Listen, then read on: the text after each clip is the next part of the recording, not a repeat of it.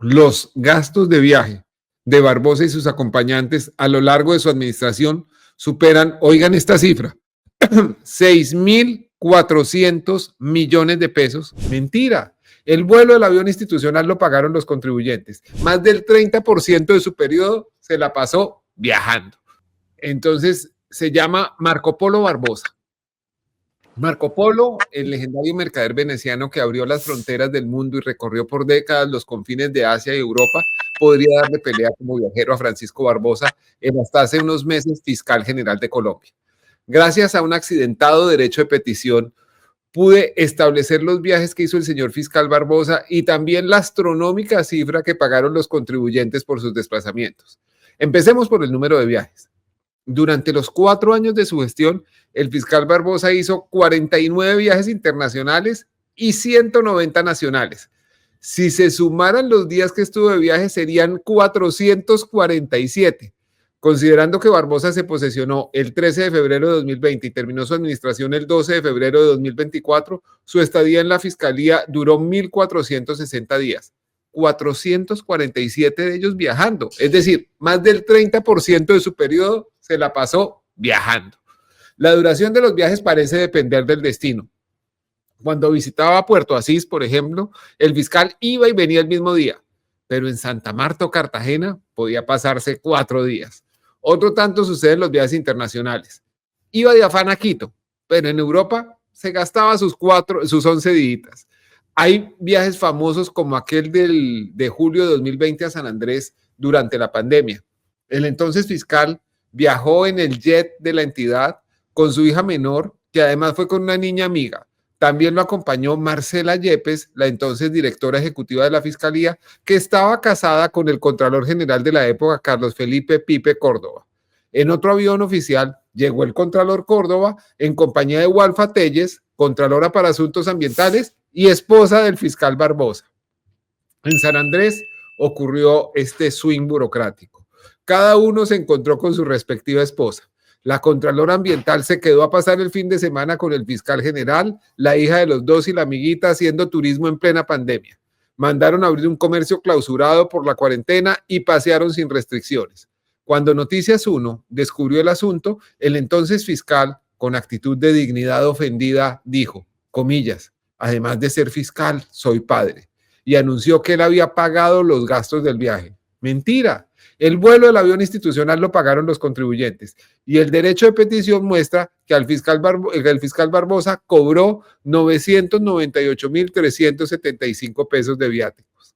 También hay un viaje convenientemente efectuado para archivar una investigación contra la esposa del fiscal.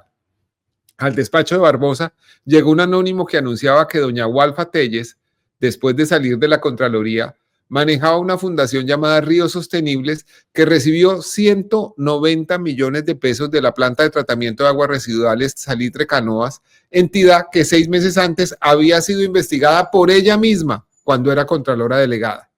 A pesar de que la denuncia llegó al correo institucional del fiscal Barbosa cuando estaba en ejercicio, él optó por no declararse impedido y en cambio, mañosamente, se fue de viaje a El Salvador, un país que había visitado una semana antes, para que el caso llegara a las manos de su segunda, la controvertida vicefiscal Marta Mancera.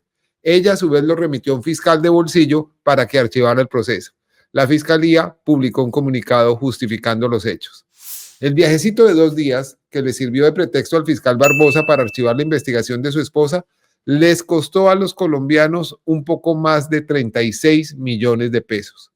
En todos estos viajes, Barbosa viajaba acompañado de su séquito.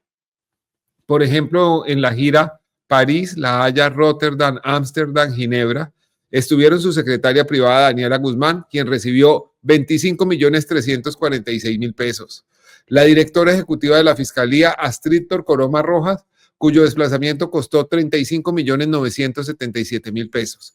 La jefa de prensa, Paola Andrea Tovar, que cobró 40.076.000 pesos. El asesor y coronel de la policía, Héctor Jairo López, que cobró 36.710.000 pesos. Y un número de escoltas no determinados porque la fiscalía considera que esa información es confidencial.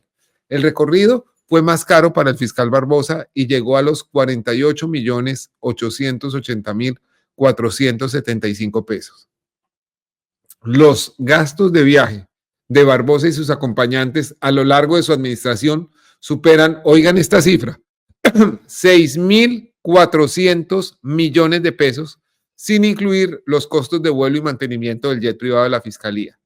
El fiscal Barbosa, que se autodefinía como el mejor de la historia, será recordado por su nula labor, sus indelicadezas, su carácter derrochador y su arrogancia. Se mandó a construir una suite llamada Cuarto Seguro en el búnker de la Fiscalía. Costó 140 millones de pesos. La nueva administración no encontró allí los elegantes muebles que aparecen comprados y recibidos a satisfacción. Les puso escoltas y carro de seguridad a sus perritos. Usó contratistas de servicios generales de la Fiscalía como empleadas domésticas en su casa. Utilizó como bodega de enseres personales el depósito de objetos decomisados por la Fiscalía y su esposa salió una noche con maletas llenas de ese lugar. A pesar de todo lo que está a la vista, ninguna investigación contra él avanza en la comisión de acusaciones de la Cámara. Hay una postdata. Haría bien el presidente Gustavo Petro en oír tantas voces que le piden reconsiderar el nombramiento de Armando Benedetti como su asesor. La idea extendida de que el jefe de Estado es chantajeable le hace tanto daño como los escándalos de corrupción en los que están hundidos la directora del DAPRE, Laura Sarabia, el presidente de Ecopetrol, Ricardo Roa, y ahora el ministro de Hacienda, Ricardo Bonilla. Esa es la columna. Muchas gracias. Y no solamente no le va a pasar nada a la comisión de absoluciones, sino que el señor cree que puede ser presidente. Es decir, menos mal viajó tanto, porque con todo lo que viajó hizo mucho daño. Imagínense si hubiera estado más tiempo aquí en Bogotá, trabajando. Pues sí. Ahora sigue, hijo mío, sigue. No, 6.000 millones, es que era la cifra de los 6.400 millones de pesos. O sea, rabia. Si se divide eso por el número de días, es como si los contribuyentes le hubieran regalado algo así como 5 millones de pesos diarios al fiscal. ¡Diarios! No, yo estoy haciendo unos cálculos así al margen, y con los 48 millones que gastó el fiscal en ese viaje que tú decías, París, La Haya, Rotterdam, Ámsterdam, solo él, en viáticos. Con esos 48 millones son el salario mínimo de 3 ciudadanos colombianos durante un año. Es una barbaridad. Qué rabia. Y para conseguir nada, porque es que los viajes diplomáticos tienen una razón de ser, pero para hacer cosas personales para él, para lagartear en organizaciones internacionales, de que la organización de fiscales y no sé qué, en ningún beneficio derivó esos viajes para Colombia ni para la fiscalía que él dirigió. Es de verdad casi delictual de lo que hablas tú en la columna hoy. ¿No crees que podría haber un delito ahí? Ya estaba de salida por entregar el cargo, se pegó su último viajecito a Chile. ¿Qué tal? Y como ese debe haber muchos viajes asimilables de ministros, de altos funcionarios, etcétera, viajes innecesarios, costosísimos y que le dejan un hueco al Tesoro Nacional. Estoy seguro que no con 200 de esos viajes, sino con 40 o 50 se habría podido saldar la deuda de ICETEX, y los estudiantes colombianos que dependen de ICETEX el año próximo, que no tienen partida a favor, podrían por lo menos ir a la universidad y continuar su carrera. Sacando pequeñas cosas de allí y de acá, sale una fortuna, la que nos a otros ciudadanos. O para volver a las columnas de Anita y a la otra, ¿cuánto costó el paso de Benedetti en la FAO?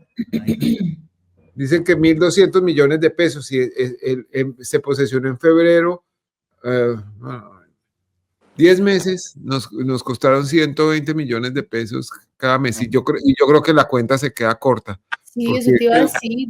El embajador viene con casa, con carro, con todo. Creo que lo único que no le abrieron fue oficina, porque alguien tuvo la sensatez de decir esto no va a durar, mejor que siga atendiendo ahí en una oficina de la embajada en Italia.